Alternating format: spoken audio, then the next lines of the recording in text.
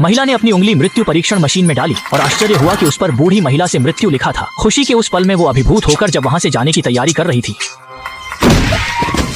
तभी समझ में आया कि बूढ़ी औरत से मरण का अर्थ बुजुर्ग के हाथों मरना था। फिर पीले केशधारी भी परीक्षण हेतु आया, परंतु उस लेबल पर अत्यधिक गर्म से मौत अंकित था। स्तब्ध पीले केशधारी ने बैडमिंटन खेलते हुए भी सावधानी बरती, पसीने के भय से कि कहीं पश्चिमोत्तर में वह अपना अंत न पाले। किंतु वहीं अगले पल उसे गर्म हवा का झोंका पश्चिमोत्तर की ओर ले गया और वही असली गर्मी से मौत का मर्म था। आखिर में आकर्षक युवक भी मशीन के पास आ पहुंचा, पर कागज पर तीक्ष्ण मृत्यु अंकित था।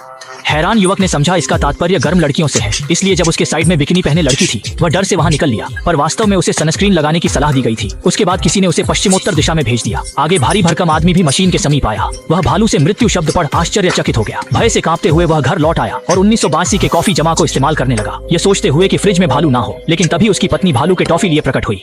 मोटे व्यक्ति को देख पत्नी को चिंता हुई कि शायद उसे कोई मानसिक समस्या हुई हो, इसीलिए उसे वह कैंपिंग के लिए शहर से बाहर ले गई। लेकिन जैसे ही उसने कुल्हाड़ी अपने हाथ में देखी, उसने तत्काल एक निर्णय लिया जो उसकी परंपरा के खिलाफ था। यहाँ तक कि नींद में भी वह कुल्हाड़ी से चिपक कर उल्टा सोता था, भालू ना आ जाए इस डर से। अगले दिन कुछ भी आश्चर्यजनक नहीं हुआ। खुशी से मग्न होकर मोटा आदमी भालू का शहद खाने लगा। हालांकि शहद उठाते समय उसे पीछे के डिब्बे में एक भालू नजर आया। जल्दी ही एक प्यारी सी छोटी लड़की परीक्षण के लिए आई। उसने पिछली सदी की खुशियां लिखा देख हैरानी जताई और खुद को खुश महसूस कर उसने यह बात अपनी करीबी सहेली को बताई। उत्तेजित लड़की ने घड़ी से उसे मारकर बेहोश कर दिया। भला हो कि इससे उसे पश्चिमोत्तर में मौत नहीं हुई और अगले ही पल वह पुराने समय में पहुंच गई और अंत में उसे सिपाहियों ने गोली से उड़ा दिया।